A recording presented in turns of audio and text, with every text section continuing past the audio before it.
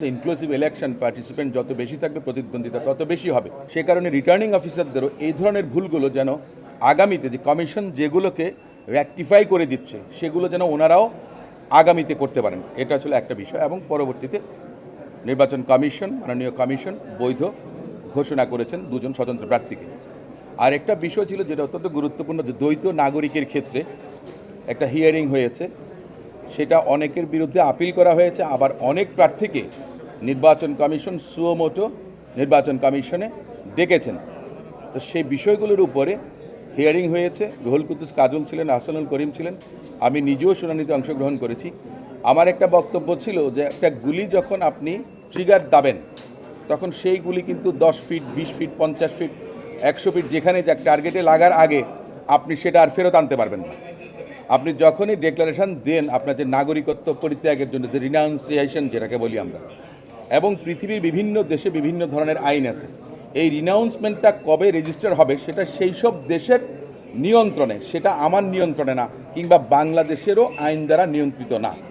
সে কারণে যেদিন থেকে আমি রিনাউন্স করেছি, এফিডেভিট দিয়ে কিংবা ইমেইলের মাধ্যমে কিংবা সরাসরি চিঠি দিয়ে, এবং পর্যাপ্ত যেই ফিজটা দেওয়ার দরকার সেটা যদি আমি ব্যাংকে ডিপোজিট করি, তাহলে ধরে নিতে হবে আমি সেদিন থেকেই আমার অন্য দেশের নাগরিকত্ব পরিত্যাগ করেছি। এবং আর্টিকেল 66(2) ক যেটা আছে, 66(2) ক যেটা আছে, আপনার 15th অ্যামেন্ডমেন্টের মাধ্যমে যেটা অ্যামেন্ডেড হয়ে এসছে, সে জায়গাতে বলা আছে যে দ্বৈত নাগরিক কিনা এবং নির্বাচন করার জন্যে আপনি বৈধ হবেন তখন যদি আপনি সেই নাগরিকত্ব ত্যাগ করে থাকেন। কিন্তু সেই নাগরিকত্ব অ্যাকসেপ্ট হতে হবে এ ধরনের কোনো কথা আমাদের সংবিধানে নেই।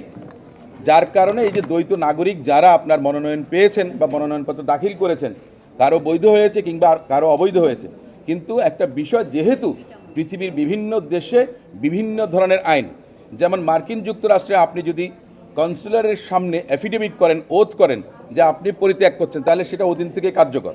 কিন্তু ব্রিটেনে বা অস্ট্রেলিয়াতে বা কানাডাতে সেসব দেশে আবার ভিন্ন রকম, সেটা হোম সেক্রেটারি যেদিন রেজিস্টার করবেন সেটা।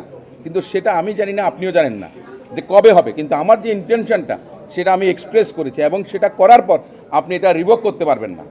সে কারণে কমিশনের কাছে যে এইটা ছিল আমাদের আবেদনটা ছিল যে এই আবেদনগুলো এই ক্ষেত্রে যারা করেছেন সঠিক যে ফিস দেওয়ার কথা এবং এফিডেভিট করে যারা নাগরিকত্ব ত্যাগের ডিক্লারেশন দিয়েছেন সেটাকেই ধরে নিতে হবে যে নির্বাচনের যোগ্য হওয়ার শর্তটা পূরণ করেছেন।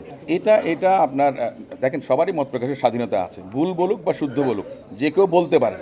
ভুল বা শুদ্ধ আমরা ধরার কথা না, বিচার করার বিষয়টা কমিশনের।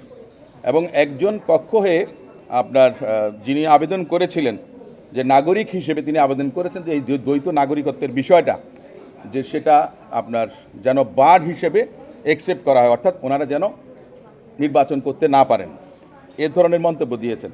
তো সেটা উনি নিজে থেকে করেছেন, স্বপ্রণোদিত হয়ে করেছেন, একজন নাগরিক হিসেবে তিনি সেটা বলেছেন, এবং তাকে নির্বাচন কমিশনে কিন্তু সুযোগ দিয়েছে বলার জন্যে। তো সে জায়গাতে যাই হোক, আপনার আইনজীবীদের সঙ্গে বা তাদের সঙ্গে সামান্য এই হয়েছে, এবং নির্বাচন কমিশন বলেছে যে আপনারা এই জিনিসটা ভুলে যান, এবং এই ধরনের কোনো ঘটনা যেন আগামীতে কখনো না হয়। অন্তত সেটা তো একটা কোর্ট রুমের মতো, যেহেতু ওখানে একটা প্রসিডিংস চলছে, সেই হিসেবে আদালতের সেন্সিটিভিটি যেমন আমরা রক্ষা করার চেষ্টা করি, কমিশনেও আপনার কমিশনের সেশন চলাকালীন, প্রসিডিং চলাকালীন কোনো ধরনের অপ্রীতিকর ঘটনা আগামীতে যেন না ঘটে সেটা সবাইকে ওনারা অবহিত করেছেন বা অনুরোধ জানিয়েছেন।